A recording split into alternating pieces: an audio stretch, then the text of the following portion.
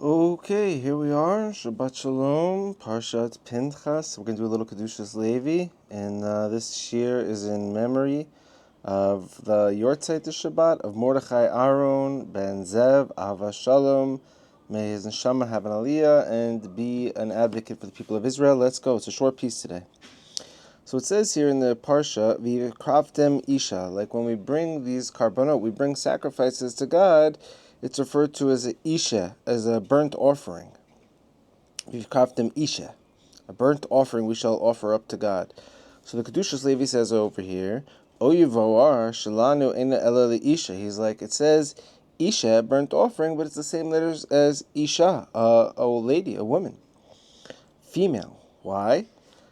Because it's l'kabel, it's invoking this feminine aspect of receiving. We know the feminine is to receive, the masculine is to give, just like the moon is the feminine and it receives the light of the sun and it shines it off. So these sacrifices are meant to invoke the feminine. What does this mean? Because we were created that we should be able to receive. God put us on this world so we can receive. And it seems that the karbanot, the sacrifices, are the mechanisms that allow us to receive. Therefore, when we accept upon ourselves God's kingship and when we serve Him, to the Creator, may He be blessed, that causes Hashem to have an aliyah. Hashem goes up. Our sacrifices and our serving Him causes Hashem to get elevated. What does that mean? That Hashem's name becomes great and sanctified in all the worlds, the higher worlds in the heavens and the lower worlds here. Al Yedei Yisrael HaKadoshim. Through who? How does Hashem get elevated? Through Israel, His holy nation. Shemamlichim Oisu, who make Hashem king over them. Afilu Ba'aretz Mikol Shekain Lamal Laboy Lemos Alyonim. Even in the lower realms, God gets sanctified. He becomes like ruler and sanctified through our actions. How much more so in the upper realms that we make God ruler and sanctified? So God is His upper realms, His angels, His hosts, there's a whole world up there.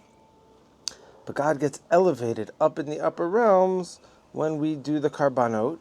And then it causes the feminine God to be like, now I'm going to cause you to receive. Now you're going to be bring down the feminine side. There's going to be a receiving going on. We receive, humans receive, and God created this way. And I just want to say also, we learned just, I think the last piece, just Thursday, today's Friday, just yesterday, we learned from the Yanuka, don't be the type of guy to give sacrifices and karbanot to receive. Even though you will receive, your intention should not be to receive. Your intention to be to elevate God's kingship. But just so you know, when you elevate God's kingship, we become the feminine while we receive. God gives us. Very deep stuff. I hope it makes sense. I could always elaborate. If anyone has any questions, you could reach out to me. But I think what's happening here is the karbanot, the burnt offering, Isha, is the letter of Isha because it causes us to be the recipients of God's awesomeness because we made God king. So now God hooks us up. But just remember what the Yanuka says. Never, ever, ever, ever give the sacrifices to God in order to receive. We should just do it because this is what God makes God feel great. And that's what makes God feel awesome. And when we do, then we receive back onto us. Whew, I don't know if you could hear, by the way. I'll take the microphone off, just put it in the air. If you could hear. In Jerusalem before Shabbat, they play the most beautiful songs out loud, Shabbat songs, so the whole neighborhood is loudspeakers. I don't know who's doing it, where it comes from, if it's the city or private families. There's just music filling the air of Jerusalem. How awesome. Okay, everybody.